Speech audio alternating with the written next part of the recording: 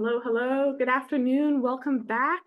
I just want to echo what Dr. Cohen said earlier. It's just so lovely to get just a snapshot of what Jewish studies is. I think that's a really great thing about the CJS and this graduate conference.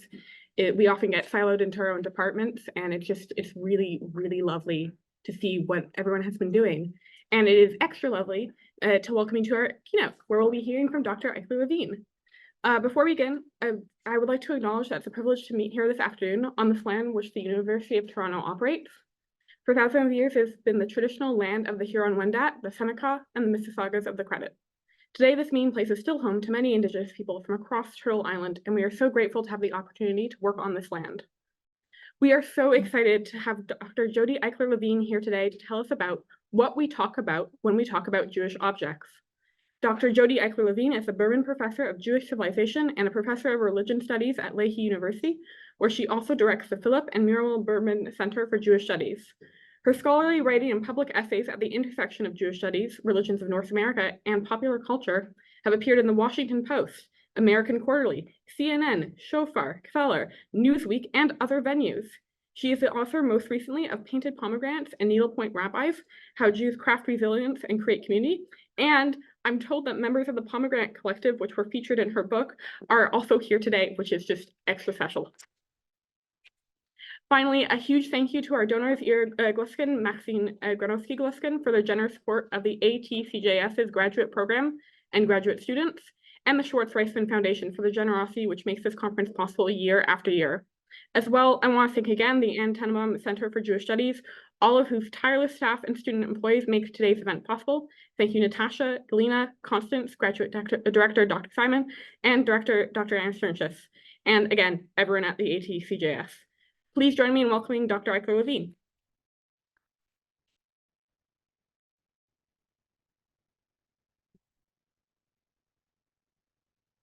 Thank you so much for the lovely welcome. I've been having the best time today. I wish that I could revise my entire paper in light of everything that I've heard. Before that, I do want to also say a few thank yous. First of all, a tremendous thanks to everyone who invited me and helped to make this fabulous conference happen. So everyone at the Tenenbaum Center, especially Constance Chan, Galina Weissman for going above and beyond on a Sunday afternoon when I got stuck in some international red tape. Professor Anna Sternschus and Professor Naomi Seidman. Most of all, a huge shout out to all of the graduate students who made these conversations happen. I was one of the people who ran the graduate student conference when I was in grad school. So a huge shout out to all of you, and especially to co-organizers Lauren Fedowa and Hannah Wickham. Let's give them a hand. I remember just how much work it is, and it's a lot of work. And I also time myself because otherwise I'll talk for 2 hours and you don't really want that. All right. Something magical happens when women sit and stitch together. One woman said to me years ago at a convention of the Pomegranate Guild of Judaic Needlework. It was 2017, and I was doing participant observation for my research on Jews, craft, and art. She spoke during an afternoon workshop on free-form knitting. So there we were all sitting in a conference center room knitting. I nodded. As a knitter, I felt her statement in my bones. The air had a different quality to it, something I had seen and felt in many craft circles before. But as a scholar, I found myself analyzing what she said, gazing at it from a distance. Somewhere deep inside my head, I questioned, what does she mean by magic? Where does that fit into the history of the long discourse about magic and religion? What about the word women? Is this gender essentialism? What's going on? What about all other people? So almost 7 years have passed between that moment and this one, from 2017 to 2024. In that span of time, I completed the research for that book. I published the book, and I watched the afterlife of that book and research. In the meantime, the world has both changed and stayed the same. So this talk today revisits Jewish objects, Jewish performance, and depictions of Jews In light of today's conference themes, and especially in light of the senses. So we live our lives in a multi-sensory world. We're not usually using our senses in isolation, but I'm going to organize things one sense at a time. First, though, we need a quick word about Jewish objects and also objects about Jews. So, of course, because I'm a late Gen Xer, we call ourselves Zennials. The first thing I did out of curiosity was see what was called a Jewish object on Google. I have a very capacious notion of a Jewish object, but for fun, I decided I wanted to see what Google would say. And you may not be surprised to see that from sources across the web, we get a lot of ritual objects, a Kiddush cup. Shabbat is apparently an object, but the picture is of candles. Menorah and Hanukkah, which are two distinct things, are separated. We see a Torah scroll, a mezuzah, a candle for a Havdalah, and other things that are predictable. Fascinatingly, prayer, which is an activity, is here represented by an object. And I know that connects to some of your research. And then, of course, because it's 2024 and I'm not allowed to give a talk without mentioning AI, I asked ChatGPT. ChatGPT told me Jewish objects are items that hold significance in Jewish religious practices, rituals, and traditions. They are used in various aspects of Jewish life, including worship, holidays, and everyday observances. You'll see some of the same this is really too small for you to see. Some of the same objects are mentioned here: menorah, mezuzah, tefillin, talits, kippah, shofar, seder plate. As we heard earlier today, of course, the ChatGPT is a machine. It is a probability generator that tells us stuff that it's read already. So all this exercise really tells us is that most of the existing online English language and photographic content about Jews forefronts Jewish religion, or forefronts the word Jew as signifying religion. Like many of you, I'm thinking about that much more capaciously. When I say Jewish object, I mean anything used by Jews or Jewish adjacent people, or anything created about Jews. So what happens when we apprehend objects with a focus on our senses? So first of all, we have the sense of seeing. Contrary to rumors of Jewish aniconism, which came up for a moment today, visual culture has long been a part of Jewish traditions. In the book of Exodus and hundreds of years of later commentary, there are elaborate visual descriptions of sacred spaces and objects, all suggesting that the writers cared about color, stone, arrangements, imagery. Archaeologically, we can look to elaborate Jewish mosaic floors from the first millennium. This is Beit Alpha, which may be familiar to many of you. But as a scholar of contemporary Jews, I want to bring us a recent example of visual art created for both Jewish and non-Jewish gazes. So here is Siona Benjamin, who is very consciously working for both a Jewish and non-Jew. Oh, what happened? Oh, well, imagine you can see Siona Benjamin, and maybe I'll give it a minute. It's the ghost in the machine. This next part, like the next, 2 paragraphs don't really rely on you being able to see her, so I'll explain who she is. Siona Benjamin's work is intentionally transcultural. She's Jewish and was born and raised in Mumbai, India, then came to North America, where she earned an MFA in theater design and ultimately became a very successful painter and entrepreneur. Benjamin intentionally combines imagery from multiple cultures and religious traditions. And in many cases, there is a great deal of ambiguity how to read the image. We're getting close to an image. And I should say, she grew up Jewish in an area that was predominantly, her part of India was predominantly Hindu and Muslim. Of course, there are many Jewish communities in India, some of them in Kerala on the southwest coast. I'm stalling. There we go. All right. So, I'll say that one's gaze on Benjamin's work, and we're just sampling here. This is a sampler platter today. This is not a full course meal of anything. To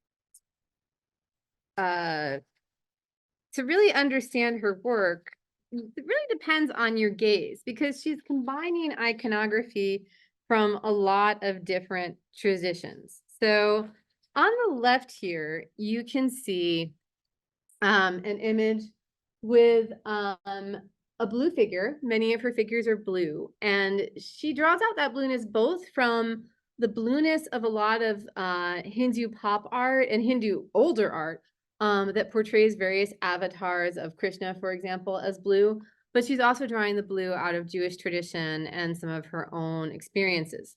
So if you look on the left here, you can see Finding Home number 6 has a woman with multiple limbs, pulling apart, picking up on Hindu iconography, but her arms are forming a menorah with 7 branches. The Hebrew on the right-hand side says Tikkun Ha'olam, repair of or repairing the world. And in the left, written in Devanagari, which is the script for Hindu and Sanskrit, my friends who read those languages assured me that there's a transliteration of the word Tikkun Ha'olam. And so we've also got these sparks of candles, shades of Lurianic mysticism, shades of lamps in India. On the right-hand side, we have Lilith, or Lilith, as it says in the Hebrew. And depending on where you're coming from, you might notice first that she's wearing a prayer shawl. You might notice her wings. You might think about mythology about Lilith, which has, of course, been important in Jewish feminism, and of course, some of it was quite misogynistic.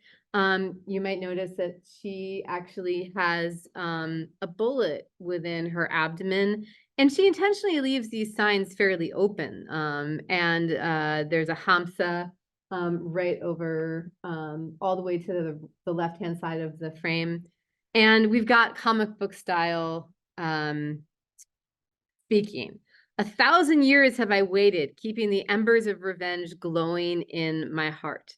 So these are just 2 examples of ways that this one artist takes different kinds of possible gazes and is combining different visual traditions. David Morgan, an artist of visual religious culture, urges us to approach Jewish visual artifacts as, he says, image texts, representations that are neither image nor text alone, but a synthesis. I think this holds true for her and for many others. Now, of course, we can see many things other than paintings. And a big influence on Siona's work is American comic books, and then in turn, Hindu comic books, which are their own whole world. That's a different talk. So as many of you probably already know, comics in the US and graphic novels are an industry where Jews played an outside role. And this again gets us into this question we've had throughout the day of where are Jews allowed to express themselves? How? In what spaces? And of course, one of the reasons that Jews were so active in the comic book industry was because at the time, they weren't allowed into the more quote unquote respectable professions. So comic books were low art in the 1930s. They barely existed. And Jews found a way in. Of course, also remember, these are objects. So comic books are not just things we look at, they are things people hold, things people collect. During the golden age of comics, say the 1930s and 1940s, Jewishness was not there to actually see. It was subliminal, if at all there in any way, for good reason. So, for example, very famously, the first issue of Captain America on the left there from Jack Kirby has Captain America punching Hitler. So this was a way of expressing Jewish support for US entrance into World War II. But of course, it's Captain America. It's not a Jewish figure. And Superman, famously created by Jews, but he's a nice boy from Kansas. But then things start to change. In the Silver Age of comics, Jewish characters are still rare. They start to appear here and there, especially in X-Men. But here is Jack Kirby, born Jacob Kurtzberg's Hanukkah card from 1976. So this is the Thing from the Fantastic Four, Ben Grimm.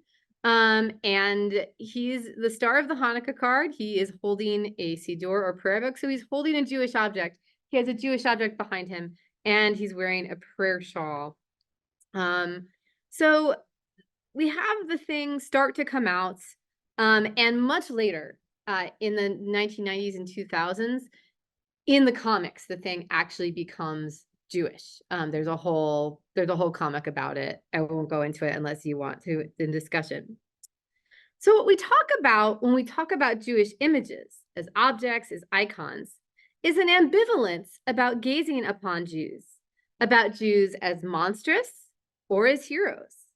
It's also about Jews behind the scenes, both as a source of pride, like you see this perennially in the Jewish press, like the secret Jewish history of Broadway, right? Like, look, we did that, you know. But also, of course, especially in America today, a source of conspiracy theories. The Jews did that. They created so much of what we look at and say, I know I'm in Canada, you know, that we say North America, but this is often a United States phenomenon when we're looking at Hollywood and comic books. But they aren't always pictured in that America. Siona Benjamin is different. As an artist working in the 21st century, her identity is forefronted. But for Kirby and Stan Lee and others, their IDs were closeted. Despite the last 2 to 3 decades of this revival of interest in Jews and comics, the representation of Jews in movies, in the Marvel Cinematic Universe and other comic movies has been extremely limited. Sometimes there are glimpses. So there was a moment where a Jewish object, a mezuzah, appeared in the series Hawkeye, related to a Jewish character, a character's Jewish aunts, but mostly not there. And I won't belabor the point. There's been a lot of questions about if the Thing, portrayed here for the first time by a Jewish actor, will be whatever people think this means, called actually Jewish, visibly Jewish, in the next Fantastic Four movie. Only Disney knows for sure. But more importantly, who cares about this and why? Why is it so important?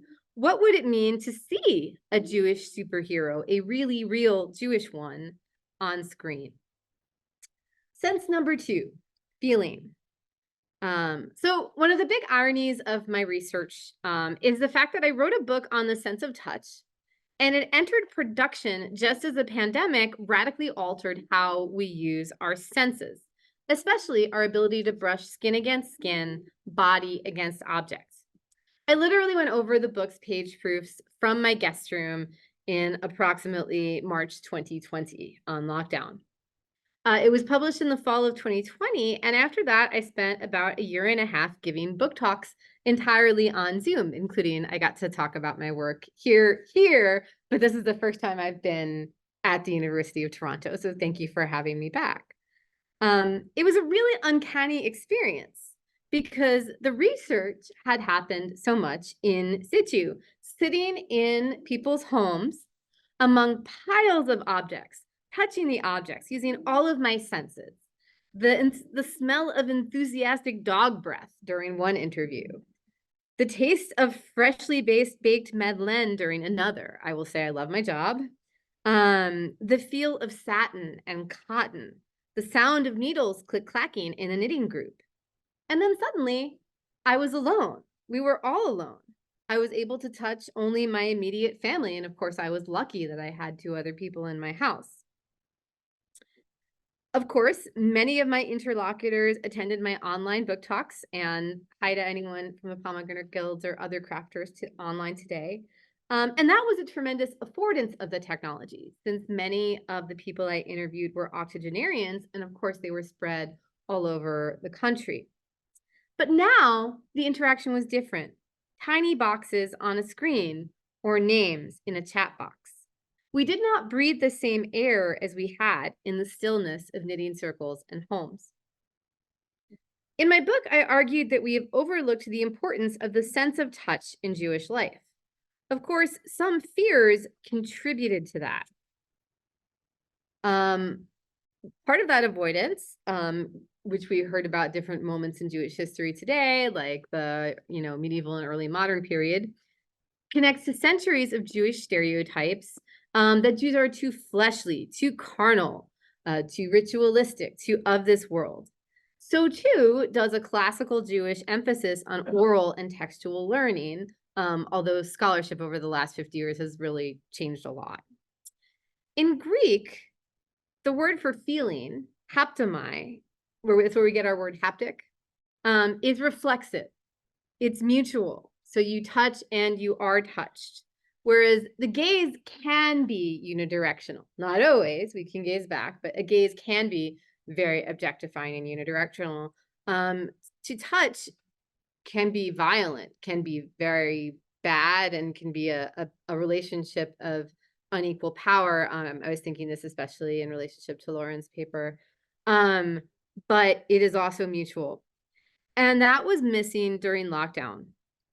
In a piece I wrote that spring, I said, I suspect none of us will ever take what Pablo Moretz calls the forgotten sense for granted ever again.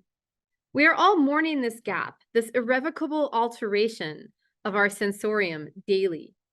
As a result, touch was exploding in the activities we seek to soothe us. The sourdough starter craze tells us just how much we crave tactility. For every hug we don't get to give, there is another loaf of bread to bake. The feel of bread dough assures us we are here. The yeast, while not human, is alive, are kneading, provoking a feedback loop. And I'm gesturing in the direction of Marissa because I'm thinking about different kinds of humanism, post-humanism. Multiple beings are intermingling. We press the silky smooth mound of dough and it springs back at us. Yet, of course, we didn't have that mutuality with other humans. In a Zoom happy hour, I wrote, we raise our glasses towards the camera, a pale echo of a real toast. My skin aches. Why? Because there was no clink. And so, after years of studying objects, I learned what it was like when people could not touch objects together or could not touch their objects to each others. We still did it over Zoom. We still do it over Zoom. It has a different quality. In the field, what the women I interviewed had talked about when they talked about their Jewish objects was everything. Politics, parents who survived the Holocaust. One of those women specifically said she was creating new heirlooms for the ones that had been lost. Sewing machines, their children and grandchildren. Did I have children? Whether or not those children or grandchildren practiced Judaism, or did it enough, and so on. Their words seem to flow endlessly in connection with the flow of objects. Many craft circles moved online. Many still are online because not all immune systems are created equal. But it was a new kind of discourse, flattened in gallery view, like a knitting circle that had been transformed into the opening credits of The Muppet Show. No one's old enough to did anyone get The Muppet Show joke? I'm so sad. Anyway. Now, some of us have returned from our pandemic exile. We are in a room talking together. Some have returned to synagogues. And these are Torah mantles on the left commissioned before the pandemic that I interviewed the creator, and on the right commissioned after the pandemic. We continue also to have our ghostly online selves, to be on Zoom. We are our digital selves, which are also material. The digital is also material. It's made up of hardware. And our analog objects both. And they are us. So how about smell? We come next to the sense of smell. Although we know that neurologically, scent is a vital sense connected potently to memory, historian Jonathan Reinhardt notes that historically in the West, for a long time, the sense of smell was very low on the sense hierarchy. Havdalah, the ceremony for the separation between the Jewish Sabbath and the rest of the week, is one that has long been associated with triggering many senses, not just smell, but it's also a ritual that was changed digitally. Besamim, or spices, in spice boxes or bags, are typically passed around the group. That's something you couldn't do on Zoom, but it is something that you could kind of do individually at home. So what do scents do? Well, one thing scents can do is they can exoticize, they can evoke memory. Scholars of many Eastern traditions talk about the discussion of spice and Orientalism and how it exotifies and associates with quote unquote mystery and charm, the exotic ancient perfumes. But of course, Bisamim also bring us back into the world of feeling. Oh, that slide didn't happen. Sorry. I edited something after I sent it to you guys. In the form of spice boxes, which is an example of Hidor mitzvah, or adding to a mitzvah. So again, the senses are intermingled. Of course, on the other hand, unfortunately, the sense of smell has been applied to Jews from outside, which brings us to a sort of smell or gaze of contempt from the medieval period, and then it continues onward. It'll be familiar to many of you, the medieval concept of fetor judaicus, the idea of a quote-unquote Jewish stench. It pops up in many places, but especially Europe. Dr. Jordan Rosenblum, an awesome scholar of Jewish food, has demonstrated one particular smell stands out among the others ascribed to Jews in Europe. It is the smell of garlic. So there are historical reasons Jews did use garlic heavily in their cooking. If they were Ashkenazi, it was something you could actually grow in these cold regions. If they were Sephardi or they lived farther east, this was part of the cooking of the region. And of course, it leads us to, I should have had a trigger warning for terrible anti-Semitic art. So on the left, we have an image from 1600 of a Jew holding a clove of garlic in his right hand and a money bag in the other, so connecting usury and garlic. And then above, we have a more recent 19th century. It's actually like a piggy bank, so it's extra macabre. And the garlic, it's a Jewish horrible stereotype seated among two cloves of garlic that also kind of resemble money bags. And this gets us again to these issues of what can be erased about Jewishness and what can't be. And that brings us always back to Spain. But it also brings us to Europe. So in the 18th century, Johann Jakob Schutz wrote, "The palaces of the Jews may be most elegant and furnished with exquisite furniture and delicate decorations, but when one enters, one finds Jews smelling of garlic there." So smell can be smell giveth, smell taketh away. Smell also, of course, leads us to taste.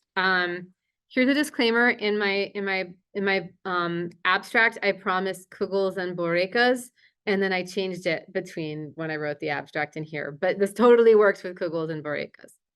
In North America, latkes are the most performative Jewish food, and these latkes were actually made from buckwheat. The original latkes were not potato. Long story, but potatoes. New World food. And it's also the food most subject to the gaze of both Jews and non-Jews. The one that, whether anyone likes it or not, people who are not Jewish may have heard of. This is in part, of course, because of the prominence of Hanukkah for public consumption. If you think that's recent, it's not. See Diane Ashton of blessed memory's wonderful history of Hanukkah in America.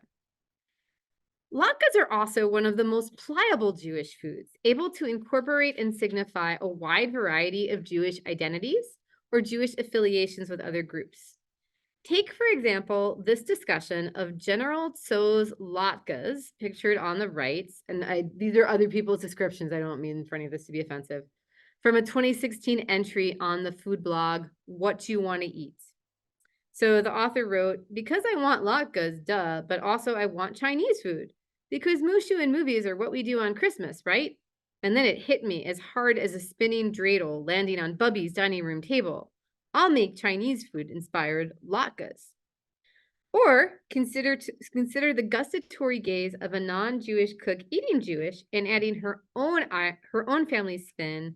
Irene Yu in 2022 writes, although I'm Korean American, I grew up in a mostly Jewish neighborhood where I looked forward to eating latkes every Hanukkah. And so she made kimchi scallion latkes, inspired by the Korean banchan gamcha bokyum, which are stir-fried potato matchsticks. And she added kimchi.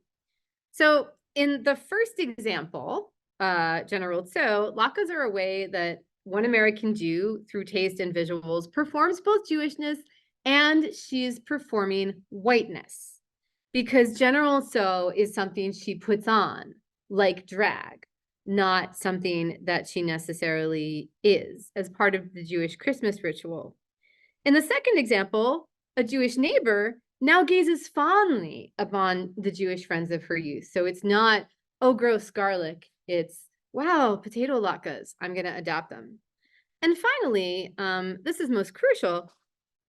The latke can be a way for Jews of many colors to express multiple facets of their identity, to be gazed upon more. Sometimes that's a lot of pressure, and that's very exoticizing.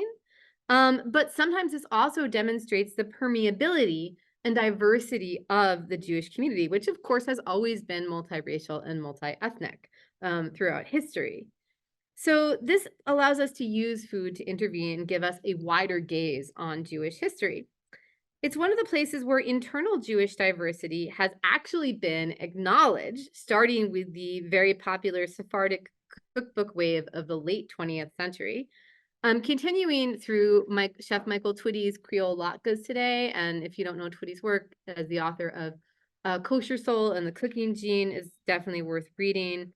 And we've got other people like author and Food Network star Molly Yeh, who brings together Chinese and Jewish heritage, and Rabbi Angela Buchdahl, well known as the main rabbi of the Central Synagogue in New York, who wrote a beautiful essay called Kimchi on the Seder Plate. So the point of food here is that food too is performative. It's something we look at, right? Food photography, and it's something that's enacted as part of ritual. And this actually came up much earlier today. I forget if it was in panel 1 or panel 2, but sharing food is not always simple. Professor Sternsiff gave the example from her class of what happens when you share food. It gets really complicated. All right, one more sense to hear Lishma. So hearing Jewish is another whole category, one studied most often by musicologists, but you can also listen to everyday sounds. Fortunately, I did not try to put sound into this PowerPoint. Yay, no technical problems. But if anyone ever wants to check out the American Religious Sounds Project, one of their examples of a Jewish sound is a recording of students in a Hillel dining hall, right? So it's not just people getting up and, you know, saying a prayer. It's also that kind of quotidian sound. Invocations to hear are already a central part of Jewish prayer, Jewish ritual, and Jews are commanded to hear the ram's horn or to hear the week's Torah reading, which is why proper pronunciation is so important and vital in its practice. I chose here an image of Judith Kaplan Eisenstein on the left, who was the first to become a bat mitzvah in North America, not in the world. And she said, quote, "No thunder sounded, no lightning struck." I was really, pardon the pun, struck by the fact that she invoked the sense of sound to talk about how, like, it wasn't such a big deal. It wasn't the end of the world. And on the right, we have Eden Derso, an Israeli singer, you know, reminding us that Jewish music happens on the radio too. And of course, we combine the senses of hearing with the senses of feeling. So Torah scrolls aren't just something you hear the words from, you see them, you feel them. Someone chanting from the Torah doesn't just see the letters or sing the letters.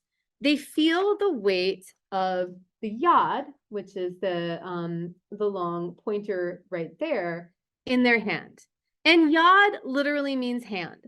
So this basic technology, and I'm thinking here about the many conversations today about technologies, prosthetics, the ways that one extends one's body. It's not a literal prosthetic like a wooden leg, but it's a way, because you're not supposed to physically touch the text of the Torah, it's a way that when someone reads Torah, they don't just see it or hear it or sing it, they also feel it, even if they're hovering above the letters. It's a felt performance and a felt experience.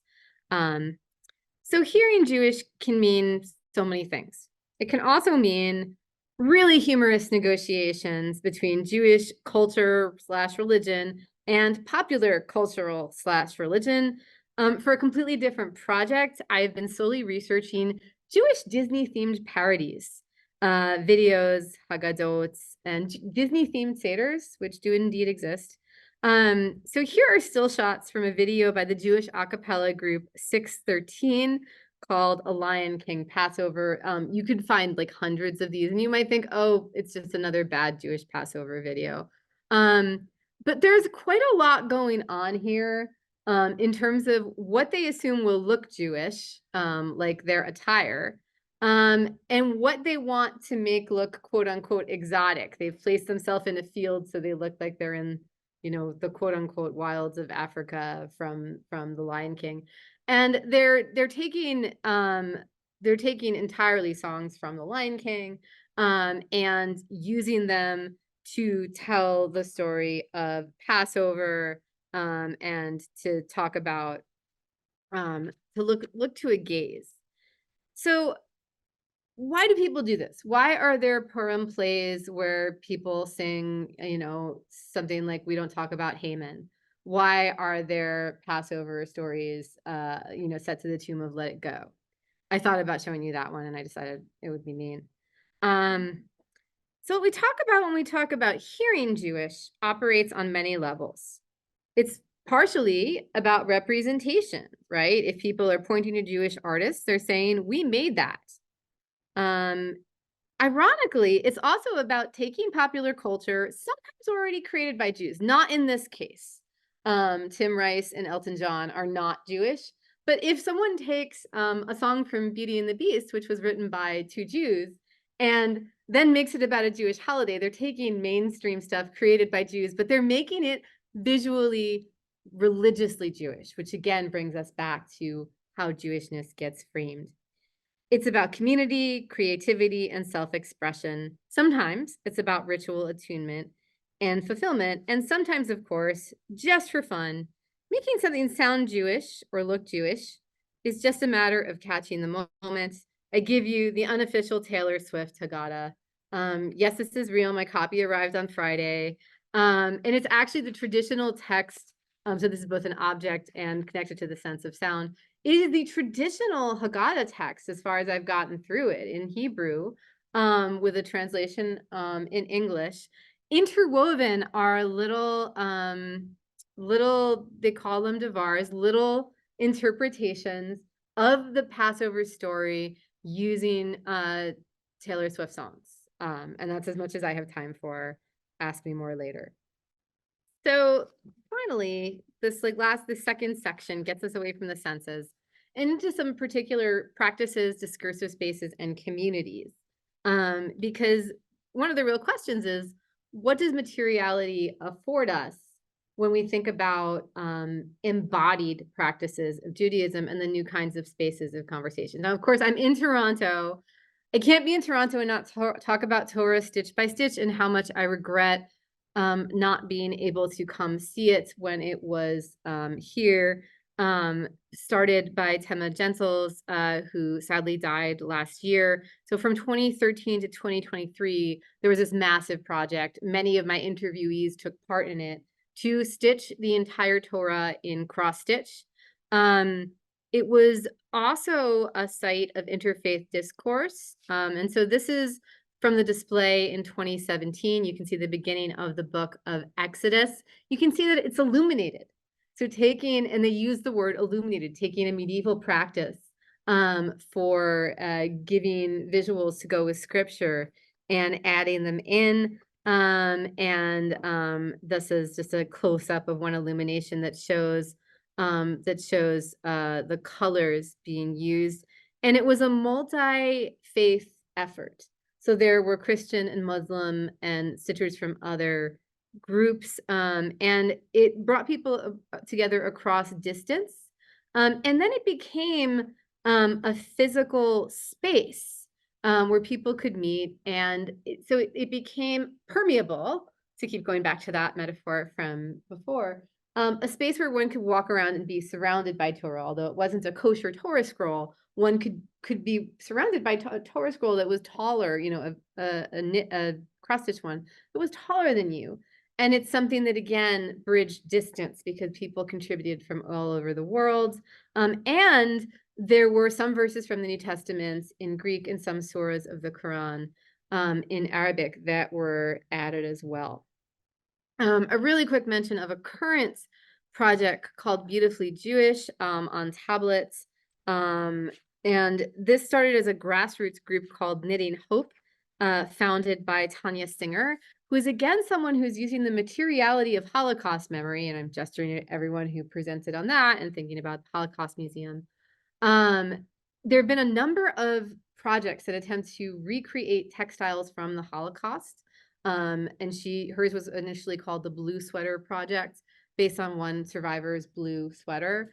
There's a green sweater in the Holocaust Museum collection, and you can buy a pattern for it. A friend bought me the pattern while I was writing my book. So this idea that one can recreate the past, who gets to create and how do we remember through creation, has been a big, pardon the pun, thread throughout these projects. This one actually became part of Tablet very recently, and right now they're very activist in terms of support for Israel craft projects, and that's where their current emphasis is at the moment. And I think maybe most interestingly, these are all so important, the Jewish Studio Project, founded in 2015 in Berkeley by Rabbi Adina Allen, and funded by the Jim Joseph Foundation, is very process-oriented. So the Jewish Studio Project isn't one thing. It's oriented about rituals of making art and studying text together. You could call it like process theology meets Jewish text study almost.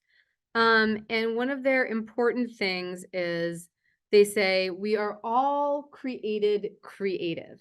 So I'm thinking of, I think our second panel where the question was like, well, what does it mean to create? Who's a creator? According to them, everyone. They invoke things like creation comes from chaos and void. That's language from the very beginning of the book of Genesis. And it's a process. Initially, it would happen face-to-face at trainings in Berkeley. Then they went online, and I attended one or two of their workshops during COVID to see what they were like. And the process usually, I'm going to read from their language. The Jewish studio process is a unique methodology that combines practices from the field of art therapy. Rabbi Allen's mother is a famous art therapist, with ancient Jewish wisdom. The project involves hands, heart, and mind, and cultivates curiosity, openness, and resilience. It brings together Beit Midrash, or house of study, textual inquiry, with art making as a way to process, deepen, and expand the learning.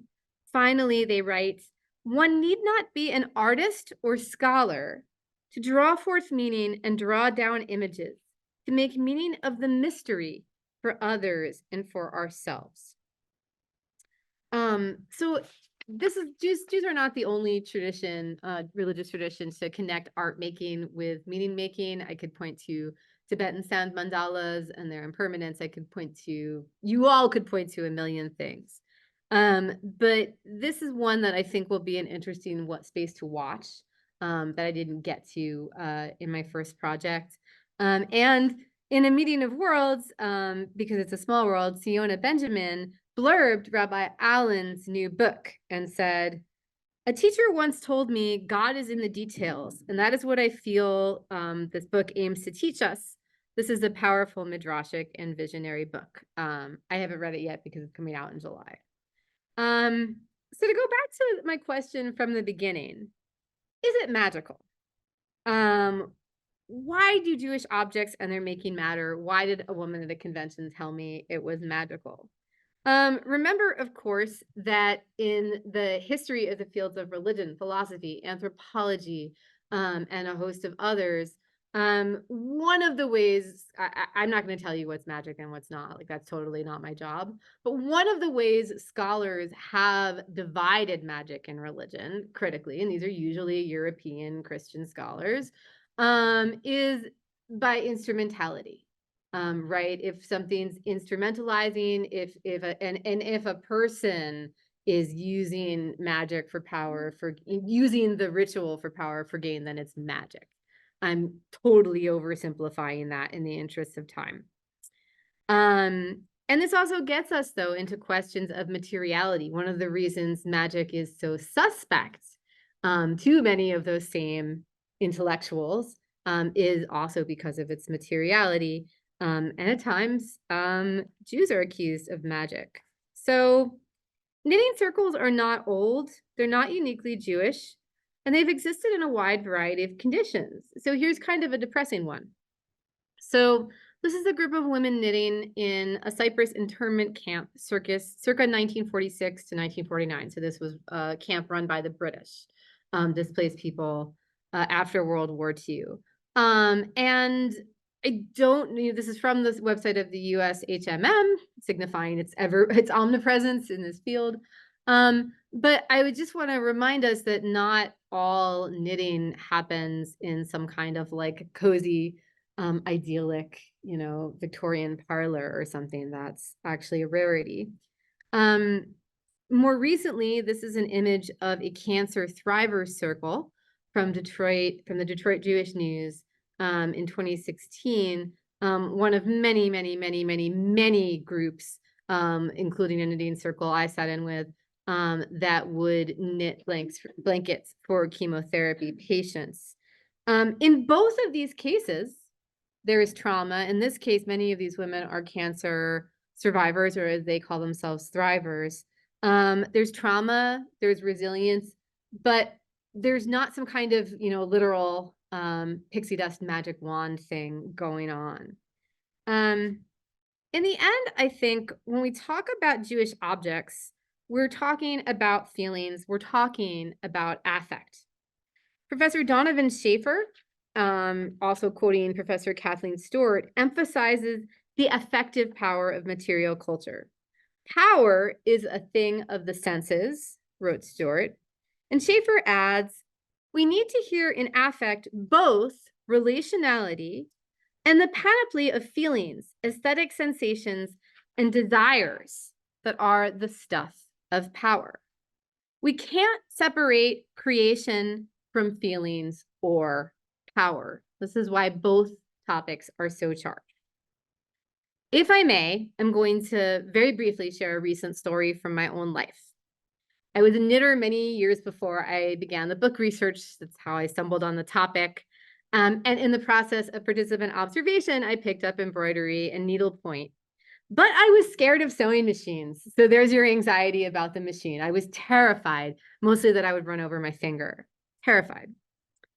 A few years ago, when my daughter, who was still pretty young, was given her bat mitzvah date and Torah portion, she received a portion called Pekudei. It includes one of a few sections of Exodus that describes the creation of the tabernacle, ritual objects, and especially some nice clothing. The priestly vestments worn by the priests, probably like in the ancient temple, because probably the priests wrote this. But here in Exodus 39 is where the Pomegranate Guild gets its name.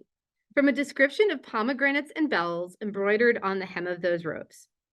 So, of course, it became clear to me that my mission would be to sew her bat mitzvah tallis, and also one for me and one for my husband. And his was the test case because he doesn't really like Judaism, so he'd only wear it once. So his could be bad. But as happens in life, of course, times of joy are mixed with times of difficulty. And this year, some difficult stuff happened with health in my family at large. So of course, like every student ever, I found myself cramming so much of the sewing of those 3 prayer shawls into the final days before the events. It was powerful. I embroidered pomegranates while attending someone else's Sunday bar mitzvah. I sat in the hallway, like making little pomegranates on the collar or atara. I stayed up late one night wrapping the fringes that make a tallis, counting and restating the kavanah that goes with doing that. I finished my own 20 minutes before we had to go take fake Shabbat pictures at the synagogue a few days before her simcha. It was a mess. It was a total mess. Was it magic? I don't know. Wrapping the seat somehow felt powerful, but it was also funny. A friend helped me figure it out with a YouTube video, and there were M&Ms all over the table at the same time because his wife was helping with the party favors. But here's the actual scholarly part.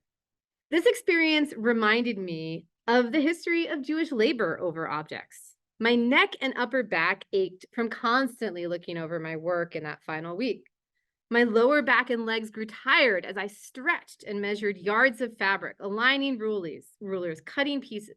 This too is Jewish history. My dining room table was obviously not a sweatshop on the Lower East Side in the early 20th century. But all of those years of Jewish sewists bent over their work reminds us of the truth we also see in many of the images above. Stitching might be magic when it is for leisure, but stitching is also work. Labor, the art, craft continuing, teaching, ritual, magic, these are all practices that act on the world and act upon us. As we've discussed throughout the day, gazes and constructions are malleable, they are messy, they are porous.